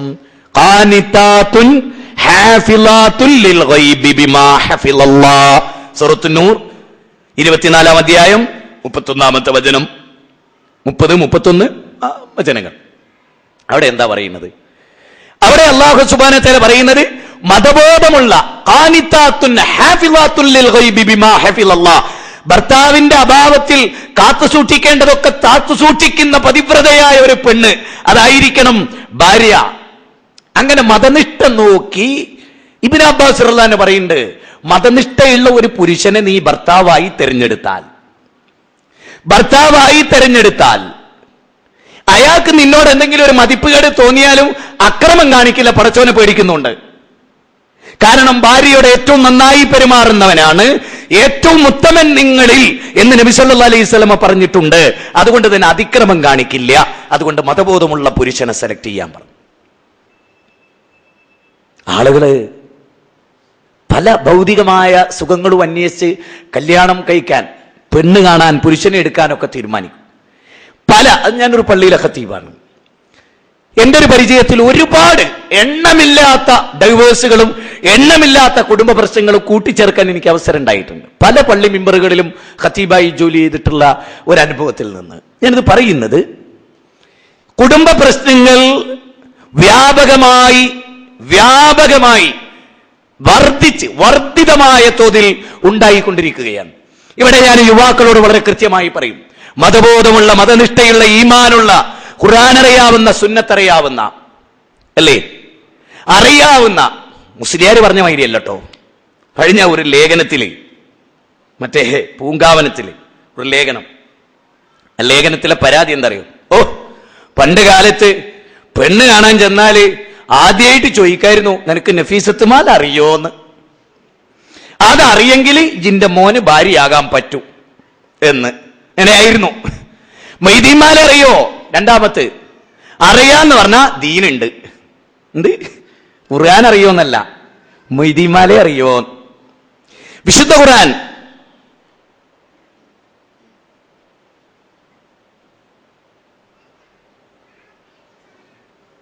33-ാമത്തെ അധ്യായം സൂറത്ത് അഹ്സാബ് 34-ാമത്തെ ആയത്ത്. ഇതുവരെ പഠിച്ചിട്ടില്ലെങ്കിൽ പഠിക്കണം. സൂറത്ത് അഹ്സാബിൽ അല്ലാഹു സുബ്ഹാനഹു വ തആല പറയാൻ, നിങ്ങളുടെ വീടുകളിൽ വെച്ച് പാരായണം ചെയ്യപ്പെടുന്ന അള്ളാഹുവിന്റെ വചനവും റസൂലിന്റെ സുന്നത്തും നിങ്ങൾ ഓർക്കുക. നിങ്ങളുടെ വീടുകളിൽ വെച്ച് അള്ളാന്റെ ആയത്തും പ്രവാചകന്റെ വചനവും ക്ലാസ് എടുത്തു കൊടുക്കണമെന്ന് ഖുർആൻ. 33-ാം അധ്യായം സൂറത്ത് അഹ്സാബ് 35-ാമത്തെ. നമ്മൾ സാധാരണ എന്താ, പള്ളിന്റെ കീഴിലുള്ള QHLS, മദ്രസയുടെ കീഴിലുള്ള QHLS, വീട്ടിൽ QHLS നടത്താൻ പറയുന്നു ഖുർആൻ. വായിച്ചു നോക്കി, വായിച്ചു നോക്കി, വേണം വായിച്ചു തരാം. നിങ്ങൾ ആലോചിക്കണം. സൂറത്ത് അഹ്സാബിൽ അല്ലാഹു പറയാൻ, നിങ്ങളുടെ വീടുകളിൽ വെച്ച് വായിക്കപ്പെടുന്ന ആയത്തും ഹിക്മത്തും എന്താ? അത് രണ്ടും ഖുർആനും സുന്നത്തും. അങ്ങനെയാണ് സലഫുകൾ അതിനെ വിശദീകരിച്ചിട്ടുള്ളത്. 33-ാം അധ്യായം സൂറത്ത് അഹ്സാബിൽ പറയാൻ, നിങ്ങൾ ഓർക്കുക, എന്തോർക്കുക? നിങ്ങളുടെ വീടുകളിൽ വെച്ച് പാരായണം ചെയ്യപ്പെടുന്ന ഖുർആനും സുന്നത്തും നിങ്ങൾ ഓർക്കുക. ഒരു മുസ്ലിമിന്റെ വീട്ടിൽ, ഒരു മുവക്കിദിന്റെ വീട്ടിൽ ഏറ്റവും കൂടുതൽ പാരായണം ചെയ്യപ്പെടേണ്ടത് അള്ളാഹുവിന്റെ കലാമാകുന്നു എന്നാണ് പറഞ്ഞത്. നോക്കൂ, വദുഖുറൂന മാ യത്ലൂ ഫീ ബുയൂതികുന്ന ഫിൽ ആയാത്തില്ലാഹി വൽ ഹിക്മ ഇന്നല്ലാഹ കാന ലതീഫുൻ ഖബീർ. അല്ലാഹു സുബ്ഹാനഹു വ തആല പറയാണ്, നിങ്ങൾ ഓർക്കുക. എന്ത്? നിങ്ങളുടെ വീടുകളിൽ പാരായണം ചെയ്യപ്പെടുന്ന ഖുർആനും പ്രവാചക വചനവും നിങ്ങൾ ഓർക്കുക എന്ന് പറഞ്ഞുകൊണ്ടാണ് അല്ലാഹു സുബ്ഹാനഹു വ തആല വചനം അവതരിപ്പിക്കുന്നത്. നമ്മൾ ആലോചിക്കണം, നമ്മൾ ചിന്തിക്കണം. അപ്പോ ഖുർആൻ വായിക്കുന്ന ഒരു വീട്, ഖുർആൻ പഠിപ്പിക്കപ്പെടുന്ന ഒരു വീട്, സൂറത്ത് ബഖറയുടെ ആദ്യത്തെ 50 ആയത്തുകൾ വീട്ടിൽ വെച്ച് ഓതുക എന്ന് റസൂലുള്ള പറഞ്ഞു. നമ്മുടെ സമുദായത് കേട്ടില്ല. ചാനലുകൾ മാറിക്കൊണ്ടേയിരുന്നു, ചാനലുകൾ മാറിക്കൊണ്ടേയിരുന്നു. ചാനലുകളിലൂടെ പുറത്തേക്ക് തുപ്പുന്ന ദുഷിച്ച വിഷം, സെക്സ്, വ്യാപകമായി സാംസ്കാരിക രംഗത്തുണ്ടാക്കുന്ന ജീർണതകൾ, അത് നമ്മൾ പഠിക്കാതെ പോകരുത്, നമ്മൾ മനസ്സിലാക്കാതെ പോകരുത്. ഒരു ഉമ്മ 12 വയസ്സുള്ള ഒരു മോന് വീട്ടിന്റെ 2ാം നിലയിലെ കമ്പ്യൂട്ടറിന്റെ മുമ്പിൽ ഇരിക്കുക. കുറെ മണിക്കൂറുകളായി മകനെ കാണാതിരുന്നപ്പോ ഉമ്മ കയറി നോക്കണം, കോണിപ്പടി ഇങ്ങനെ കയറി നോക്കുമ്പോ പൂർണ്ണ നഗ്നനായിട്ട് കമ്പ്യൂട്ടറിന്റെ മുമ്പിൽ നിൽക്കുകയാണ് മോന്. കാണുന്നത് ലോകത്തിലെ ഏറ്റവും വൃത്തികെട്ട സെക്സ് കണ്ടുകൊണ്ടിരിക്കുകയാണ് 12 വയസ്സുള്ള മുസ്ലിം കുടുംബത്തിലെ മോന്. ആലോചിക്കണം. പണ്ട് കോമൺ ആയിട്ടൊരു ഫോൺ ഉണ്ടായിരുന്നു, ലാൻഡ് ഫോണ്. എല്ലാവർക്കും കേൾക്കുന്നിടത്തിലായിരുന്നു. ഇന്ന് സൈലന്റിൽ ഇട്ടാ മതി, ഇഷ്ടമുള്ളവര് വിളിക്കുമ്പോൾ അത് നോക്കിയാൽ മതി. ആരും അറിയില്ല, ആരും അറിയില്ല. മതനിഷ്ഠ എന്ന് ആരും അറിയില്ല. ഞാൻ ഇവിടുന്ന് ട്രെയിനിൽ യാത്ര പോവുകയാണ്. തിരൂരിൽ നിന്ന് കുറച്ച് കുട്ടികൾ കയറി ഷൊർണൂർ വരെ മഫ്തയൊക്കെട്ട മുസ്ലിം കുട്ടികൾ, +2 വിദ്യാർത്ഥികൾ. അവരുടെ കൂടെ 2-3 ഹിന്ദു കുട്ടികളുണ്ട്. ഒറ്റ കുട്ടിന്റെ കയ്യിൽ മൊബൈലില്ല, മാപ്പിളാരെ കയ്യിലൊക്കെ ഉണ്ട്. ഏറ്റവും കൂടുതൽ മൊബൈൽ ഉപയോഗിക്കുന്നത് മുസ്ലിം പെൺകുട്ടികളാണ്. ക്ഷമിക്കണം, ക്ഷമിക്കണം. ഈ തലശ്ശേരിയിൽ മുസ്ലിങ്ങൾ നടത്തുന്ന ഒരു സ്ഥാപനം, പേരൊന്നും ഞാൻ പറയില്ല, ചിലർക്കൊക്കെ ഉള്ളൂ. ആ സ്ഥാപനത്തിൽ മൊബൈൽ ഉപയോഗിച്ച് 1000 രൂപ ഫൈന് കെട്ടണം. പൈസക്കാരെ മക്കൾ അവിടെ വന്നത് എങ്ങനെ അറിയോ? 1000 രൂപയായിട്ട്. അതാദ്യം മാഷ കൈ കൊടുക്കും, ഞങ്ങൾക്ക് മൊബൈൽ ഉപയോഗിക്കണം. ഞാൻ ചൂണ്ടിക്കാണിച്ചു തരുമാണെങ്കിൽ ഇവിടുന്ന് ഇങ്ങോട്ടാ ഇങ്ങനെ. ഇനി ഒന്നുകൂടെ ക്ലിയർ ആക്കണോ? വേണ്ടല്ലോ, നിങ്ങൾക്ക് അറിഞ്ഞായി, നിങ്ങൾക്ക് മനസ്സിലായി. മുസ്ലിം പേരിലുള്ള ഒരു സ്ഥാപന, സ്കൂളാ. ഇനി ഞാൻ പറയണ്ടല്ലോ, ഇനി ഞാൻ മണ തൊട്ട് ചെഞ്ച് പരം പോന്നാൽ മതി, ചുമര് പിടിച്ച് ഇങ്ങനെ കാണിച്ചു തരും. നമ്മുടെ അവസ്ഥയാണ്. 12 വയസ്സുള്ള കുട്ടിക്ക് എന്തിനാ മൊബൈല്?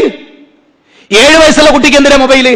ഓൻ പഞ്ചായത്ത് പ്രസിഡന്റാ, ഗ്രാമപഞ്ചായത്ത് പ്രസിഡന്റാ, MLA ആണോ, IAS കാരനാണോ, ഇന്ത്യൻ പ്രധാനമന്ത്രിയാണോ? ഇത് നമ്മുടെ പെൺകുട്ടികൾക്ക് ഫോണ്, എന്തിനാ നമ്മുടെ ഭാര്യമാർക്ക് ഫോണ്? അതുണ്ടാക്കുന്ന ഷെറ്, അതുണ്ടാക്കുന്ന ദുരന്തം ആലോചിച്ചിട്ടുണ്ടോ? സന്തുഷ്ട കുടുംബം എങ്ങനെ ഉണ്ടാവുക? റെജീന്റെ ഫോണിലേക്ക് ഏതോ ഒരു പെമ്പറന്നോളെ ഫോണ് വന്ന് ഭാര്യ എടുത്ത് പട്ടാമ്പിയില് ഒറ്റപ്പാലത്ത് ഓർക്കുന്നുണ്ടോ? മറന്നില്ലേ? എങ്ങനെ ഓർക്കാൻ? ഒറ്റ ദിവസമല്ലേ നമുക്ക് ഓർമ്മ ഉണ്ടാവുള്ളൂ, 1 മണിക്കൂർ. ഈ ക്ലാസ് തന്നെ ഇവിടെ ഇറങ്ങുന്നവരല്ലേ ഓർമ്മ ഉണ്ടാവുള്ളൂ. പിന്നല്ലേ ഇപ്പൊ റെജീന്റെ മരണം ഓർക്കുന്നത്?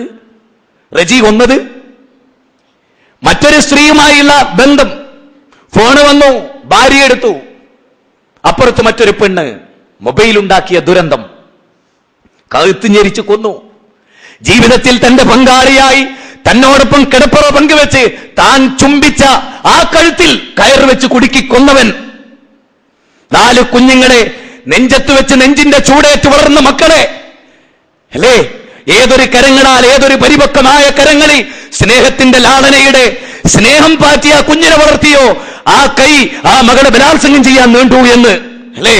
അങ്ങനെയുള്ളൊരു ലോകം, മീഡിയകൾ മനുഷ്യന്റെ മുമ്പിൽ വിട്ടെന്ന് തോന്നിയാസം. ചാനലുകളില്ലാത്ത എത്ര ആളുകളുണ്ട് ഈ സദസ്സിൽ? ചാനലുകളില്ലാത്ത, വീട്ടിൽ TV ഇല്ല എന്ന് പറയാൻ എത്ര ആളുകൾക്ക് ഈ സദസ്സ് കഴിയും? എന്തു ദുരന്തം, എന്തു വലിയ ദുരന്തമാണ് ഉണ്ടാക്കിയത്. ആലോചിക്കുക, ചിന്തിക്കുക. മുജാഹിദ് ബാലിശ്ശേരിനോട് കോപ പലർക്കും. എനിക്ക് ഇതിലൊരു വിരോധമില്ല. ഈ സമൂഹം നന്നാകുമെങ്കിൽ അനവധി ക്രൂരമായ വാക്കുകൾ കേൾക്കാൻ ഞാൻ റെഡിയാ. പക്ഷെ ഈ സമുദായം നന്നാകണം. ഞാൻ ഈ പറയുന്നതിൽ നിങ്ങൾ ബേജാറും തെറ്റിദ്ധരിക്കുകയും ചെയ്യരുത്. ഇതിന്റെ ദുരന്തം അറിഞ്ഞവരായിരിക്കും ഈ സദസ്സിൽ. പറയാൻ നിങ്ങൾക്ക് മടിയുണ്ടാവും, നിങ്ങൾ പറയില്ല. ഞാൻ തുറന്നു പറയും. അത് അങ്ങളും ഞാനും തമ്മിലുള്ള വ്യത്യാസം. എനിക്ക് അതിനാരും മൂടിക്കേണ്ട കാര്യമില്ല. നമ്മളെ സംബന്ധിച്ചിടത്തോളം നമുക്ക് ഒളിച്ചു വെച്ചതാണ് നമ്മുടെ ജീവിതം. ഒളിച്ചു വെച്ചതല്ല ജീവിതം, തുറന്ന പുസ്തകമാണ് ജീവിതം. നബി കരീം സല്ലല്ലാഹു അലൈഹി വസല്ലം മസ്ജിദ് നബവിയിലൂടെ പള്ളിയിൽ നിന്ന് ഇങ്ങനെ ഒരു സ്ത്രീയുമായിട്ട് ഇങ്ങനെ ഇറങ്ങി വരിക. എങ്ങനെ? പള്ളിയിൽ നിന്ന് ഒരു സ്ത്രീന്റെ കൂടെ ഇങ്ങനെ ഇറങ്ങി വരിക. എവിടുന്ന്? മസ്ജിദ് നബവിന്ന്. അപ്പോ 2 സഹാബികള് ഇങ്ങനെ ഒന്നു, ഏയ് നബി പറഞ്ഞു, ഇതിന്റെ കെട്ടിയോളാ, എന്റെ ഭാര്യ. നബിയെ, ഞങ്ങൾക്ക് നിങ്ങളെ പറ്റി അങ്ങനെ ഒന്നും തോന്നിയിട്ടില്ലല്ലോ. സാഹചര്യങ്ങൾ ഉണ്ടാകരുതെന്നാ പഠിപ്പിക്കുന്നത് നബി. നബി അങ്ങനെ ഒന്നും ക്ലിയർ ചെയ്തില്ല, അങ്ങനൊന്നും ഉണ്ടായില്ല. അന്നപ്പോഴാണ് റസൂൽ എന്ത് പഠിപ്പിച്ചറിയോ? മനുഷ്യന്റെ രക്തോട്ടമുള്ള ധമനികളിലൂടെയൊക്കെ പിശാച് ഓടും, പിശാചുങ്ങൾ അങ്ങനെ ചിന്തിപ്പിക്കാം. നബി ഏതോ ഒരു പെണ്ണിന്റെ കൂടെ ഉലാത്തണ്. കള്ളിഷാപ്പിലേക്ക് ഒരാളെ കാണാൻ പോയി. കള്ളുടിക്കാനൊന്നുമല്ല, ഞാനാ പോകുന്നത് നൂട്ടിക്കൊളി. ഞാൻ ഇങ്ങനെ കയറിപ്പോയി ചിരിച്ചിട്ട് ബാറിലേക്ക്. ഒന്നുമില്ല, ബാറിൽ ജോലി ചെയ്യുന്ന ഒരുത്തനെ വിളിക്കാൻ പോയതാ. വിളിക്കരുത് എന്നാ ഇസ്ലാം പറഞ്ഞ്. ബാറിൽ കയറി വിളിക്കണ്ട, ഓൻ പുറത്തിറങ്ങും വിളിച്ചാൽ. എന്തേ കാരണോ? ഇജ്ജ് അങ്ങോട്ട് കയറി പോകുന്ന എന്റെ സുഹൃത്ത് അവിടെ ഉണ്ട് ആർക്കെങ്കിലും അറിയോ? കാണുന്നവർക്ക് ബസ്സിൽ ഇങ്ങനെ പോകുക, അങ്ങനെയുള്ള ഒരാള് ഞാൻ ബാറിലേക്ക് ഇങ്ങനെ കയറിപ്പോന്ന്, നിങ്ങൾ അപ്പൊ തന്നെ ഇറങ്ങിച്ച മോതക്കുറ്റിക്കൊന്നും തരൂലേ? അതുകൊണ്ട് ഇസ്ലാം പറഞ്ഞ സാഹചര്യങ്ങൾ ഉണ്ടാക്കരുത്. ഏതാ പെണ്ണ്? എന്നതാ ഇന്ന ആളാണ് സംശയം ഉണ്ടായത്. ഏതാ ആണ്? ഈ കഴിഞ്ഞ ദിവസം ഒരു വിദ്വാൻ 3 കല്യാണം കഴിച്ചു, 3നെയും ഡൈവേഴ്സ് ചെയ്തു. ആദ്യത്തെ ഡൈവേഴ്സ് എങ്ങനെയെന്നറിയോ? അയാൾ വീട്ടിലെ ഇങ്ങനെ കയറി വരുമ്പോ ഒരുത്തനുണ്ട് ഓടുന്നു, പൊരന്റെ മുറ്റത്തുനിന്ന് ഒരുത്തൻ ഓടുന്നു. ചിന്തിക്കണം കേട്ടോ, ഞാൻ പറഞ്ഞല്ലോ ഇതുവരെ കേട്ട റൂട്ടല്ലേ ഞാൻ പറയുന്നത്. നമ്മൾ ചിന്തിക്കണം. ഒരുത്തനെ അങ്ങനെ ഓടിപ്പോവുക. ആരടി ഇവിടെ വന്ന് എന്നെ കണ്ടപ്പോ ഇവിടെ നിന്ന് ഇറങ്ങി ഓടിയല്ലേ, നിങ്ങൾക്ക് എന്താ ഇവിടെ പണി?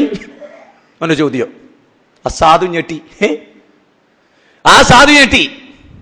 ആരെവിടുന്ന് ഓടിയത്? അവള് കണ്ടിട്ടില്ല. എന്തോ ഒരാവശ്യത്തിന് അയാൾ വീട്ടിലേക്ക് കയറി വരിക. അപ്പൊ അയാൾക്ക് പെട്ടെന്നൊരു ഫോൺ വന്ന ആരോ മരിച്ചിട്ടുണ്ട്. അയാൾ അങ്ങോട്ട് ഓടിയതാ തിരിഞ്ഞ്. ആ ഭാര്യനെ ഡൈവേഴ്സ് ചെയ്തു. 3 സ്ത്രീകളെ ഡൈവേഴ്സ് ചെയ്തപ്പോ ആളുകൾ മനസ്സിലാക്കി 3 സ്ത്രീകളും മോശാവോ? പൊരുത്തന്റെ 3 സ്ത്രീകളും മോശാവോ? അപ്പൊ ഓനെ പരിശോധിക്കാൻ തുടങ്ങി. സൂക്കടോനാ? എന്ത് സംശയോ? അതാ ഓന്റെ രോഗോ? അതൊരു ചികിത്സ ആവശ്യമുള്ള രോഗ. മോഡേൺ സയൻസ് മനഃശാസ്ത്രം പറയുന്നത് ഈ സംശയ രോഗം എന്ന് പറയുന്നത് വമ്പിച്ച ശിഥിലീകരണം ഉണ്ടാക്കും കുടുംബത്തിൽ. പിന്നെ അതിലൊക്കെ നമുക്ക് ചെയ്യാൻ പറ്റുന്ന ഒരു കാര്യം എന്താ അറിയോ? മാക്സിമം അള്ളാഹിനെ സൂക്ഷിക്കാൻ പറയാ, ബാക്കി കാര്യം അള്ളാഹുവിലേക്ക് വിട്ടുകൊടുക്കുക. വേറൊന്നും ഇന്നത്തെ ലോകത്ത് ചെയ്യല്ല. ഇന്നിപ്പോ എന്താ ചെയ്യുക എന്ന് വിചാരിച്ചിട്ടോ ഏതെങ്കിലും ഒരു നിമിഷം ഓഫീസിൽ ഇങ്ങനെ ജോലി ചെയ്യുമ്പോ നിങ്ങൾ കേൾക്കൂ, ഞാൻ ഈ കഴിഞ്ഞ ദിവസം മനഃശാസ്ത്ര ഈ കുടുംബ പ്രശ്നം ഉണ്ടായപ്പോ ഒരു പരമ്പര ലേഖനം ഇങ്ങനെ എഴുതി, പല വിഷയങ്ങളിൽ ലേഖനം. അതിലൊരു ലേഖനത്തിലുള്ള എന്തറിയോ? ഒരു ക്രിസ്ത്യാനിയായ ഒരു മനുഷ്യൻ, അയാൾക്ക് എന്നും ഭാര്യനെ സംശയം. അയാൾ എന്താ ചെയ്യലെന്നറിയോ? വീട് വിട്ടു പോകുമ്പോ അരിപ്പൊടി വിതറുക വീട്ടിന്റെ ഫ്രണ്ടിലും ഗേറ്റിലും ഒക്കെ. എന്നിട്ട് ഗേറ്റ് പൂട്ടി താക്കോലോൾ എടുത്തു കൊടുക്കുക. എന്തിനാ പരിപ്പൊടി വിതറിയേ? ഇവിടെ ആരെങ്കിലും വരുന്നോന്നറിയാൻ. ഓനൊക്കെ എന്താ ചെയ്യണ്ടോ? ഓനൊക്കെ കൂടെ ജീവിക്കുന്ന പെണ്ണിന്റെ ജീവിതം എന്തായിരിക്കും? എന്നിട്ട് ഏറ്റവും രസം അറിയോ, കുടുംബക്കാര് വന്ന ഗേറ്റിൽ മുട്ടുമ്പോ ഓള് ഫോൺ ചെയ്യണം പോലെ, മുത്താപ്പ വന്നിട്ടുണ്ട് കയറ്റിക്കോട്ടെ എന്ന്. ഓനൊക്കെ ഇങ്ങനെ ഓന്റെ കൂടെയൊക്കെ ഇങ്ങനെ ദാമ്പത്യം പങ്കിടാൻ പറ്റൂ? ഇതാണ് മനുഷ്യന്റെ ഈ സംശയം ഉണ്ടായുള്ള കുഴപ്പതാ. ഒരു പരിധി വരെ ഭാര്യമാരോട് അള്ളാഹിനെ സൂക്ഷിക്കാൻ പറയാ, ഭർത്താക്കന്മാരോട്. ഇനി തിരിച്ചു നിങ്ങൾ ആലോചിച്ച് നോക്കൂ, ഓഫീസിൽ ഒരു ദിവസം ഭാര്യ വരിക, അപ്പൊ നമ്മുടെ ടൈപ്പിസ്റ്റ് ആയ പെണ്ണിനോട് നമ്മൾ സ്വറ പറയാ, അവള് തിരക്കടില്ലാത്തൊരു പെണ്ണാ. ഭാര്യ എന്തോ ഒരു ആവശ്യത്തിന് നമ്മൾ ഓഫീസിൽ വന്നാ ഭാര്യയാണ്. വൈകുന്നേരം ചെന്ന് നോക്കുമ്പോ ജെന്താടി മിണ്ടാത്ത്, നിങ്ങൾക്ക് ഇതല്ലേ ഇപ്പോൾ ഓഫീസിൽ പണി? ഓടേതാ? അതിന്റെ ഓഫീസിലെ സ്റ്റാഫാ. അതൊന്നുമല്ല, നിങ്ങൾ ഇതല്ലേ ഇപ്പൊ രാവിലെ 8 മണിക്ക് ഓഫീസിൽ വരണ്ടേ 7 മണിക്ക് വരുന്നത്? എനിക്ക് ഇപ്പോഴാ മനസ്സിലായത്. തുടങ്ങി നേർക്ക് നേരെ. അതിനെന്ത് വേണമെന്നറിയോ? ഈ വിഷയത്തിൽ ഒരു കാര്യം എനിക്ക് പറയാനുണ്ട്. വീട്ടില് ഡൈനിങ് ടേബിളിന്റെ അടുത്ത് ഭക്ഷണത്തിനൊക്കെ ഇരിക്കുമ്പോ, എടീ എന്റെ ഓഫീസ് നമുക്കൊന്ന് കാണണം, നമുക്കൊന്ന് പോകണം, നമുക്ക് അവിടെ ചില ആളുകളൊക്കെ ഒന്ന് പരിചയപ്പെടാനുണ്ട്. ഞാന് എന്റെ ഫോണിൽ ഒരു ഫാമിലി ഫോൺ ചെയ്തുകൊണ്ടിരുന്നു. ഒരു സ്ത്രീ തലശ്ശേരിന്ന് എന്റെ ഫോണിലേക്ക്. ഞാൻ പറഞ്ഞ ഞങ്ങൾക്ക് വിരോധമില്ലല്ലോ, എന്റെ അനുഭവമാണല്ലോ. അങ്ങനെ ഇടക്കിടക്കൊക്കെ സംശയം വിളിച്ചോണ്ടവർ ചോദിക്കും. അപ്പോ നമ്മളെ വൈഫിനൊരു സംശയം, ഇതെന്താ അത്? ഞാൻ തുറന്നു പറയാനുള്ള നിങ്ങളോട്, ജീവിതമാണ്, പച്ചയായ ജീവിതം അവതരിപ്പിക്കുകയാണ് ഞാൻ പറഞ്ഞെടി, ഈ അടുത്ത കാലത്ത് മുജാഹിദ് പ്രസ്ഥാനത്തിലേക്ക് വന്നൊരു ഫാമിലിയാണ്. ഒരു കൂടുതൽ എന്റെ കേസിട്ടാണ് കേൾക്കുന്നത്, അതുകൊണ്ട് അവർക്ക് സംശയമുള്ളതുകൊണ്ട് വിളിക്കുകയാണ്. എന്നാലും നമുക്കൊരു സംശയം തീരായ. അപ്പൊ ഞാൻ ആ ഫാമിലിനെ വിളിച്ചു വരുത്തി. 4-5 മക്കളുള്ള മധ്യവയസ്കയായ ഒരു സ്ത്രീയും കുടുംബവും. ഇതാണ് നമ്മുടെ ഫാമിലി. ഇപ്പൊ എന്നേക്കാൾ വലിയ ഫ്രണ്ട്സ് അവര് തമ്മിലാ. ഇവിടെ ഞാൻ പറയുന്നത്, ഓഫീസിൽ നിങ്ങൾ കൊണ്ടുപോവുക. എന്റെ ഓഫീസിൽ 10 സ്റ്റാഫുകളുണ്ട്, 2 സ്ത്രീകളാണ്. ഇത് ശാരദ, ഇത് സുമതി. 5 കൊല്ലം ഇവരുടെ കയ്യിൽ ജോലി ചെയ്യുന്നു. ഒരു പരിചയം, ഒരു ബന്ധം, നല്ലതാ, സ്വസ്ഥതക്ക് നല്ലതാ. എല്ലൊന്ന് പരിചയപ്പെടുത്തി കൊടുക്കുക. നമ്മൾ എവിടാ പോണത്, എങ്ങോട്ടാ ചെല്ലുന്നത്, എന്താണ് സംഗതി, ഇതെന്തിനാണെന്നറിയോ? മനുഷ്യന്റെ ജീവിതത്തിലെ ഖുർറത്ത അഅ്യുനിൻ എന്ന് പറഞ്ഞില്ലേ, റബ്ബനാ ഹബ് ലനാ മിൻ അസ്വാജിനാ വദുർരിയാതിനാ ഖുർറത്ത അഅ്യുനിൻ വജഅൽനാ ലിൽ മുത്തഖീന ഇമാമാ. അല്ലേ? പടച്ച തമ്പുരാനെ, കൺകുളിർമ നൽകുന്ന ഭാര്യമാരെയും മക്കളെയും നീ സമ്മാനമായി നൽകണേ റബ്ബേ. പിന്നെ സൂക്ഷ്മാലുക്കളായ ആളുകൾക്ക് പോലും ഞാൻ ഇമാമായി തീരണേ തമ്പുരാനെ, അതിനെനിക്ക് അവസരം നൽകണേ നാഥാ എന്ന് പ്രാർത്ഥിക്കുന്നവരാണ് നമ്മൾ. 25-ാം അധ്യായം 74-ാമത്തെ വചനം. അതുകൊണ്ട് ഞാൻ ഈ വിഷയം അങ്ങനെ പെണ്ണ് കാണുമ്പോ വളരെ നേരത്തെ തന്നെ നമ്മുടെ ഭാര്യയായി വരുന്ന, മാത്രമല്ല എന്തൊക്കെ ആലോചിക്കണോ, പടച്ചോനെ ഇവളിലൂടെയാണ് എനിക്ക് കുട്ടികൾ ഉണ്ടാവുക. ആ മക്കള് നല്ല മക്കളാകണമെങ്കിൽ ഇവള് ഏറ്റവും മോഡേൺ ആയാൽ എങ്ങനെ റബ്ബേ ഇവള് എന്റെ മക്കളോട് ഉപദേശിക്കൂ? നമ്മൾ വിവാഹത്തിന് മുമ്പ് എന്തൊക്കെ ആലോചിക്കണോ? നിങ്ങൾ ആലോചിച്ച് നോക്കൊന്ന് ചിന്തിക്കുക. യുവാക്കളെ, നിങ്ങളോടാണ് ഞാൻ പറയുന്നത്, നിങ്ങളിത് കേൾക്കാതെ വിവാഹം കഴിച്ചാൽ നിങ്ങൾക്ക് മൗലവിമാരെ സമീപിക്കേണ്ടി വരും, കോടതികളെ സമീപിക്കേണ്ടി വരും. ഇനി ഞാൻ ഒന്നുകൂടെ പറഞ്ഞോട്ടെ, ശ്രദ്ധിക്കണേ, നീ പറയുന്നത് ശ്രദ്ധിക്കുക. കമലഹാസൻ കേട്ടിട്ടുണ്ടോ നിങ്ങൾ? ഉണ്ടോ? സൂപ്പർ സ്റ്റാർ, ദശാവതാരോ, ഇപ്പൊ മനസ്സിലായല്ലോ. മൂപ്പര് ലോകത്തിലെ ഏറ്റവും നല്ല ഭർത്താവായി അഭിനയിച്ചതിന് നാഷണൽ അവാർഡ് വാങ്ങിയ ആളാ. ആര്? ഇയാളെ, ഈ കമലഹാസൻ. 2 കല്യാണം കഴിച്ച് കൂടെ പൊറപ്പിക്കാൻ പറ്റാതെ ഡൈവേഴ്സ് ചെയ്ത്. മൂപ്പരായിട്ടൊരു ഇന്റർവ്യൂ ഉണ്ടായിരുന്നു കഴിഞ്ഞ 2 ആഴ്ചകൾക്ക് മുമ്പ്. പെണ്ണുങ്ങളെ കൂടെ ജീവിക്കാൻ കഴിയൂലെങ്കിൽ, എന്റെ പ്രകൃതി അതാണ്. 2 ഒഴിവാക്കി. ഇപ്പം വേറൊന്നിന്റെ കൂടെ കല്യാണം കഴിച്ചിട്ടില്ല. ഗൗതമി എന്നാവുള്ള പേര്. ഓൾക്ക് ക്യാൻസറാ. അപ്പൊ അയാളോട് ചോദിച്ചു, സാതാപം കൊണ്ടാ? അല്ല, സാതാപത്തിന്റെ മുമ്പേ ഞങ്ങൾ ഒന്നിച്ചായിരുന്നു എന്നാ. കല്യാണം കൂടി കഴിച്ചിട്ടില്ല. നോക്കൂ, നല്ല ഭർത്താവായി അഭിനയിച്ചതിന് നാഷണൽ അവാർഡ് നേടിയൊരു കലാകാരൻ സ്വന്തം ഭാര്യന്റെ കൂടെ ജീവിക്കാറിനൂടാ. സിനിമ കണ്ടിട്ട് ജീവിതം പഠിക്കരുത് കേട്ടോ. സിനിമ കണ്ട് ജീവിതം പഠിക്കരുത്, സീരിയൽ കണ്ട് ജീവിതം പഠിക്കരുത്. സീരിയൽ കണ്ടിട്ട് ചില അമ്മായിമാര് സീരിയലിൽ അമ്മായിമാരാകാൻ ശ്രമിക്കുന്നുണ്ട് എന്നാണ് അറിവ് കേരളത്തില്.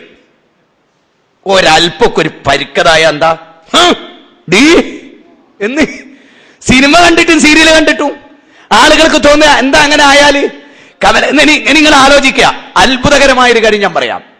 നിങ്ങൾ അറിയോ, മുകേഷ് എന്ന് പറഞ്ഞിട്ടൊരു സിനിമ നടൻ, എനിക്ക് ഇവരൊക്കെ ആയിട്ട് കുറച്ച് പരിചയമുണ്ട്, സിനിമ കണ്ടിട്ടൊന്നുമല്ല. ഞാൻ നിങ്ങൾക്ക് പറഞ്ഞു തരാം.